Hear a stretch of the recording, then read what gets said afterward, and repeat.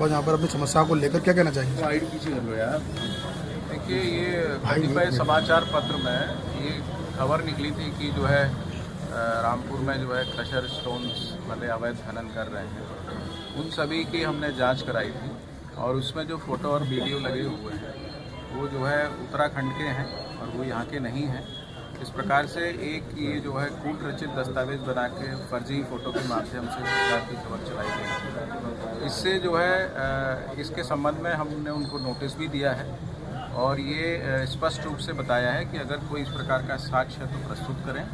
आज तक उनके द्वारा इस प्रकार का कोई साक्ष्य प्रस्तुत नहीं किया गया है। हमने अपने स्तर से जांच करके भी दोनों फ़ोटो का मिलान करके जो GPS स्टैम्प्ड फ़ोटो है वो प्रस्तुत किया है और ये उधम सिंह नगर के फ़ोटो है जिसको लगा के चलाया गया। ये दर्शाता है कि ये दुर्मंशा से इस प्रकार की जो है खबर चलाई गई और जिला प्रशासन लगातार पूरे जनपद में 10 से ज़्यादा चेक पॉइंट स्थापित है। प्रत्येक वाहन की चेक हो रहा है, उनका EMM प्रपत्र उनके पास है कि नहीं, ओवरलोड तो नहीं है।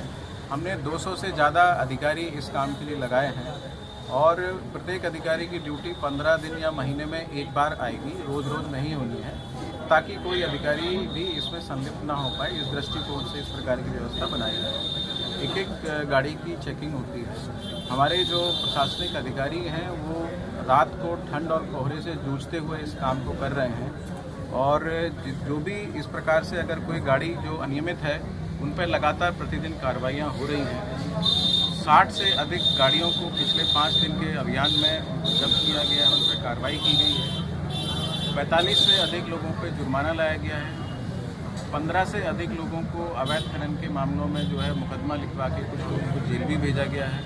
इस संबंध में लगातार हम लोग कार्रवाई कर रहे हैं। बट इसके साथ ये भी है कि जो वैध खनन व्यवसायी हैं जो लीगली अपना काम कर रहे हैं उनकी भी सुरक्षा जरूरी है। हम प्रशासन ये सुनिश्चित करेगा कि उनका कोई उत्पीड़न ना कर पाए, उन पर कोई अनावश्यक दबाव ना बना पाए।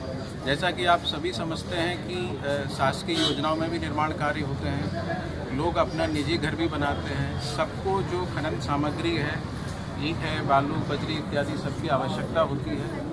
ये सभी की आवश्यकता है और इस आवश्यकता को सुनिश्चित करना भी हमारा काम है।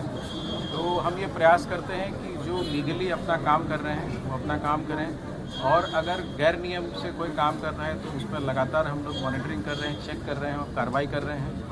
जनपद में विगत 1 साल में जो है 150 से अधिक मिट्टी खनन और एक जो है बालू खनन का परमिट अभी वर्तमान में भी जो है चल रहा है। इसके साथ ही उत्तराखंड से जो है मोस्टली जो कच्चे माल की सप्लाई होती है, उत्तराखंड की निगम के द्वारा वैलिड प्रपत्रों के आधार पर ये जो है सामान वहाँ से लेके आते हैं। डिबडिबा के पास भी हमारा चेक पॉइंट स्थापित है और सभी शहर में 10 जगह चेक पॉइंट स्थापित हैं। जो प्रॉपर ISTP मतलब जो इंटर स्टेट परमिट जारी होता है उन प्रपत्रों को चेक करने के बाद ही वो कच्चा माल अपने गंतव्य स्थल तक पहुँचता है। तो ये बार बार ये कहना कि जो है जनपद में कोई पट्टा नहीं है और 50 क्रशर स्टोन कैसे चल रहे हैं, ये पूर्ण रूप से भ्रामक है।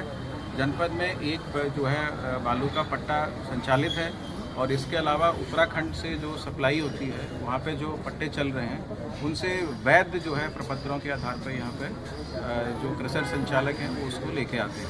DM साहब, देखा जा रहा है कि देर रात आप लगातार जो है लोग सड़कों पर आप जा रहे हैं, चेकिंग भी कर रहे हैं, लगातार देख रहे हैं, उसके बावजूद सर ये सब चीज़ें तो क्या कहना चाहिए? देखिए, ये पूर्ण रूप से दुर्मंशा और अनुचित दबाव बनाने का प्रयास है। मैं कल रात्रि को भी मैंने खुद स्वयं इसको चेक किया था।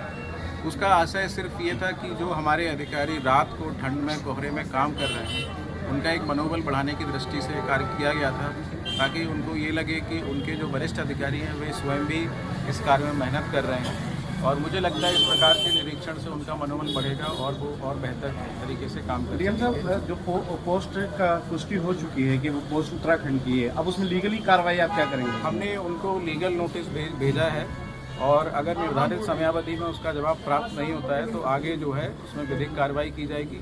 क्रिमिनल डिफेमेशन, सिविल डिफेमेशन इत्यादि जो भी उसमें हमारे पास कानूनी सलाह लेके जो भी उसमें आगे की कार्रवाई होगी वो निश्चित रूप से की जाएगी। सर, वैध जो लोग वैध खनन करते हैं उन लोगों के लिए तो आपने बता दिया था, जो लोग अवैध खनन करते हैं उनके लिए सर क्या कहना चाहिए? क्या चेतावनी रहेगी आपके लिए?